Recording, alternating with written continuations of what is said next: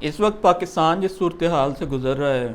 جس میں آپ یہ دیکھیں گے پاکستان کی جو عدالتیں ہیں ان کے فیصلے امپلیمنٹ نہیں ہو رہے، اور حکومت جو تھی وہ پی ڈی ایم کی جس طرح سے بنی تھی وہ بھی سب کے سامنے ہے، جو جس سیاسی جماعت کو مینڈیٹ ملا تھا اس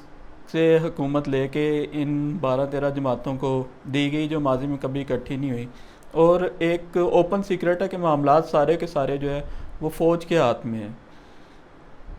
اب فوج کے ہاتھ میں معاملات ہونے کا مطلب یہ ہے کہ اس کے اوپر ایک پریشر بھی ہے، اور پریشر یہ ہے اس کے اوپر کہ ملک جو ہے وہ اس ٹائم بڑی ایک معاشی بدحالی کا شکار ہے، قرضوں تلے دبا ہوا ہے۔ جو بجلی کا یونٹ ہے وہ 54-60 روپے پہ پہنچا ہوا ہے، اور کہہ رہے ہیں کہ ابھی اس نے اور اوپر جانا ہے، اور لوگ بجلی کے بل دیکھ کے خودکشیاں کر رہے ہیں۔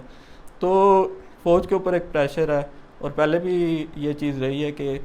آپ کا جو آدھے سے زیادہ ٹائم ہے وہ فوج نے حکومت کی ہے، اور باقی جو ٹائم ہے اس میں بھی فوج کی سپورٹ سے ہی حکومتیں چلتی رہی ہیں۔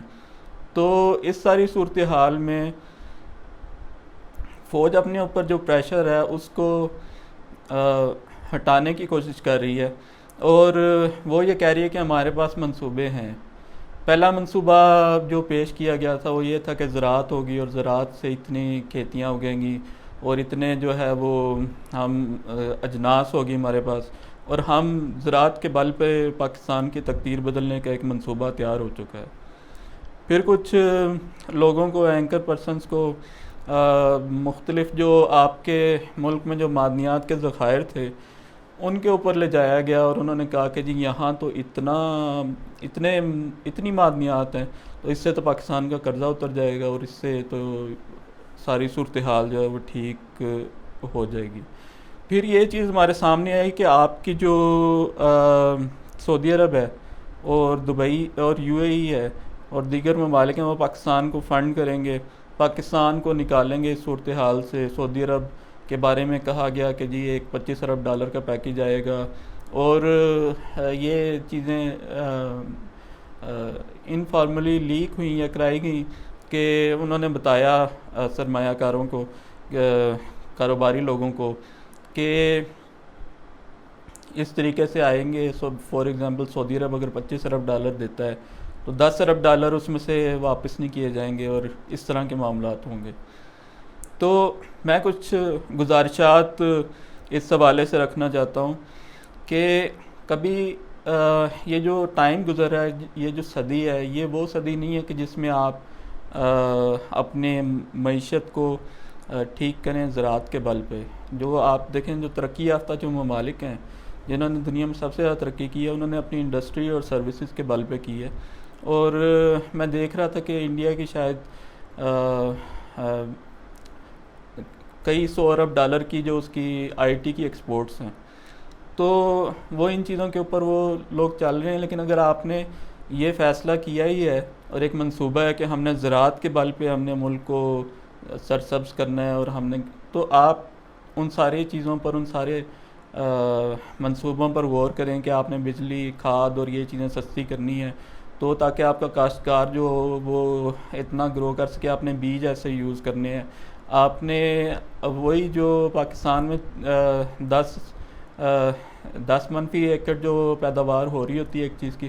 وہی آپ آسٹریلیا میں دیکھیں یا نیوزی لینڈ میں دیکھیں تو وہ 90 تک وہ گئی ہوئی ہے کہ 90 منفی ایکڑ تک وہ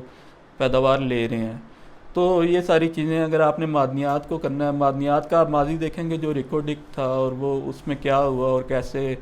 کیسے ہم کرتے ہیں معاہدے، اور پھر کیسے ایک دم ہم شور مچا دیتے ہیں کہ ہمیں لوٹا جا رہا ہے، اور پھر عالمی جو ثالثی عدالتیں ہیں ان میں جو ہوتا ہے ہمارے ساتھ، اور جو جرمانے لگتے ہیں، اور جو آپ کے سابق جو چیف جسٹس ہیں افتخار محمد چودھری صاحب، وہ سارا کچھ کرا کے وہ اس کے بعد آرام سکون سے اپنی ایک گوشہ نشینی کی زندگی بسر کرنا شروع کر دیتے ہیں، اور کوئی ان سے پوچھتا نہیں ہے۔ لیکن جہاں تک بات ہے کہ سعودی عرب ہمیں اٹھائے گا یا وہ $25 ارب دے گا اور اس میں سے 10 جو ہے وہ واپس نہیں لے گا، یا یو اے ای ہمیں اٹھائے گا، دنیا کا کوئی ملک، آپ کے چین کو آپ کہتے ہیں نا کہ آپ کی جو دوستی ہے وہ ہمالیہ سے بلند ہے، اور جو وہ گہرے ترین سمندروں سے زیادہ گہری ہے، وہ کبھی آپ کو نہیں اٹھائیں گے، کبھی آپ کے معاشی، حالانکہ ان کے لیے یہ بائیں ہاتھ کا کھیل ہے کہ وہ پاکستان کو اس معاشی تکلیف کی صورتحال سے نکالنا چاہیے، وہ کبھی نہیں نکالیں گے، کوئی بھی نہیں نکالتا کسی کو. ہر شخص کو اس دنیا میں خود ہی کوشش کرنا پڑتی ہے، اور ہر قوم کو خود ہی کوشش کرنا پڑتی ہے کہ وہ ان حالات سے نکلیں.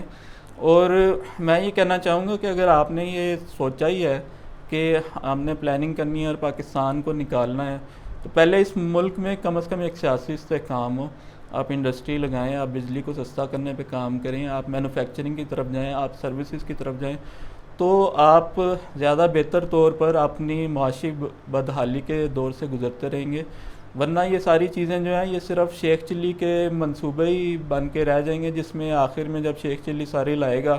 تو اس کے سر سے وہ گر کے ٹوکے تو سارے انڈے ٹوٹ جائیں گے.